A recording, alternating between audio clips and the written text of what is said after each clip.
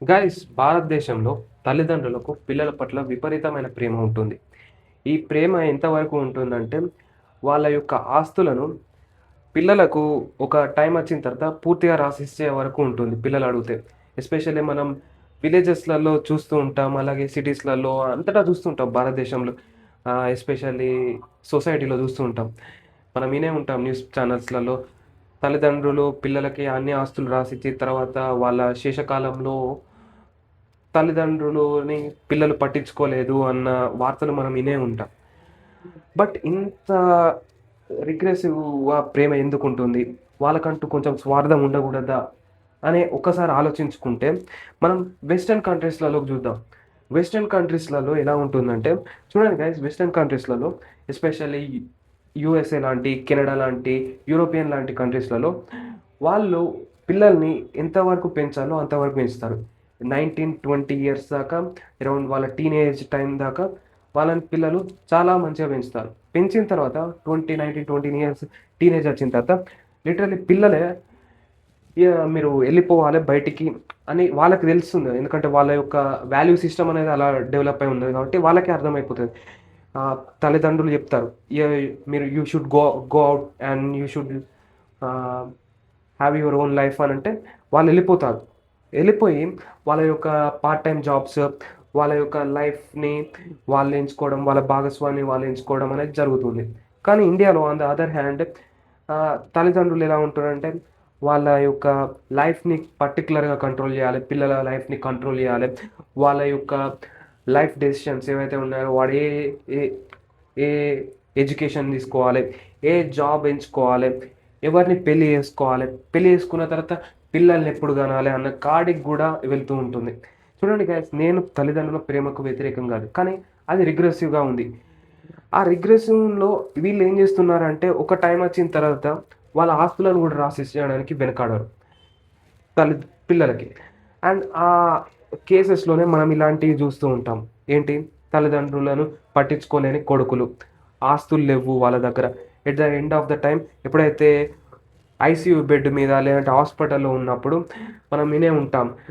పిల్లలు bill pay చేయడానికి కొట్టుకున్నారు వాటాల కోసం. అంటే ఎవరెంత పే చేయాలి? నేనే పే చేయాలా? అన్న దాని మీద మనం జూసే ఉంటాం. కొట్టుకొని ఉంటారు. ఆహ్, కూతురెందుకు పే చేయకూడదు? కొడుకులెందుకు పే చేయాలి? అన్న ఇలాంటివి మనం చూస్తూనే ఉంటాం. అయితే ఎందుకు జరుగుతుందంటే పిల్లలకి తల్లిదండ్రులు ఇలాంటియి రాసివ్వడం ద్వారానే. On the other hand western కంట్రీస్‌లలో కెనడా, యూకే ఆర్ ఈ యూరోపియన్ కంట్రీస్‌లలో ఎలా ఉంటుందంటే, వాళ్ళ పిల్లలకి నా ఆస్తులు రాసియ్యరు. వాళ్ళేం జేస్తారు అంటే ఆహ్, వాళ్ళ పోస్ట్ రిటైర్మెంట్ ఏజ్‌లో వాళ్ళ డబ్బుని తీసుకొని లైఫ్‌ని గడపడం మొదలుపెడతారు. ఎంజాయ్ జేయడం. వాళ్ళకి నచ్చిన కంట్రీని విజిట్ జేస్తారు. వాళ్ళకి నచ్చింది తింటారు. వాళ్ళు డొనేషన్స్ చేస్తూ ఉంటారు. వాళ్ళకు చర్చ్‌లకు వెళ్తూ ఉంటారు.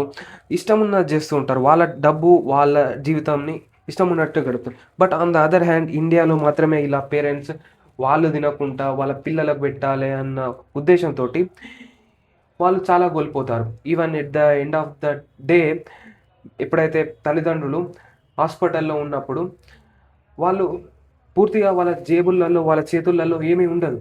ఆ! ఆ సమయంలో ఇండియన్‌లో మనం చూసుకున్నట్టయితే చాలా వరకు తల్లిదండ్రులను కోడళ్ళు, కొడుకులు, కూతుర్లు చులకనగా చూసిన దాఖలాలు కోకొల్లలు అంటే చాలా ఉన్నాయి. అలాంటి జరుగుతున్నా సరే, అయినా సరే రాసిస్తున్నామంటే, ఈ కైండ్ ఆఫ్ ప్రేమ మంచిది గాదు. దీన్ని తల్లిదండ్రులు ఎంతవరకు తగ్గించుకుంటే అంత మంచిది. అండ్ రానున్న జనరేషన్‌లో గూడా పిల్లల పట్ల ఇలాంటి రిగ్రెసివ్ కైండ్ ఆఫ్ ప్రేమ అనేది ఉండకూడదు. అండ్ ఇక్కడ మీకు గమనించుకోవాల్సిందేందంటే, ఆహ్, మీకు ఇంకొకటి చెప్తున్నాను. ఇక్కడ మీరు గమనించుకోవాల్సిందేందంటే, వాళ్ళ లైఫ్ వాళ్ళు బతకాలే. ఒక పిల్లలు మాత్రమే గాదు. తల్లిదండ్రులు ఒక పోస్ట్ రిటైర్మెంట్ ఏజ్ వచ్చిన తర్వాత 60, 70 వచ్చిన తర్వాత వాళ్ళేదైతే సంపాదించుకున్నారో, ఆ డబ్బుతోటి వాళ్ళు తిరగాలి. పుణ్యక్షేత్రాలు, వాళ్ళకి నచ్చిన ప్లేసెస్ వాళ్ళు ఓన్‌గా స్పెండుకోవాలి. అట్‌లీస్ట్ ఇప్పుడిప్పుడు ఇది మారుతుంది. ఎందుకంటే ఇప్పుడిప్పుడు నేను గమనిస్తున్నాను.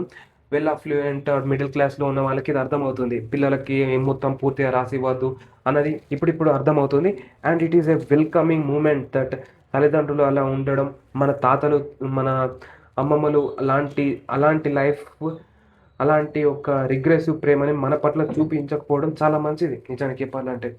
అది ఎందుకంటే అది ఉంటేనే తల్లిదండ్రులు అనే వాళ్ళకి ఒక వాల్యూ అనేది ఉంటుంది సొసైటీలో. అది ఎప్పుడైతే లేదో మన మన ఎర్లియర్ జనరేషన్‌లో చూసాం. తల్లిదండ్రులు ఎలా అయితే ఆళ్ళ అమ్మమ్మలను, వాళ్ళ నానమ్మలని సొసైటీలో అంటే మీరు మా దాంట్లో కాదనుకుంటా. సొసైటీలో ఏం జరుగుతుందో మనం చూసాం. అది జరగద్దు అంటే వాళ్ళ చేతుల్లో డబ్బు, ఆస్తులు అవన్నీ గూడా వాళ్ళ చేతుల్లోనే ఉండాలి. ఓకే. Hope you understand.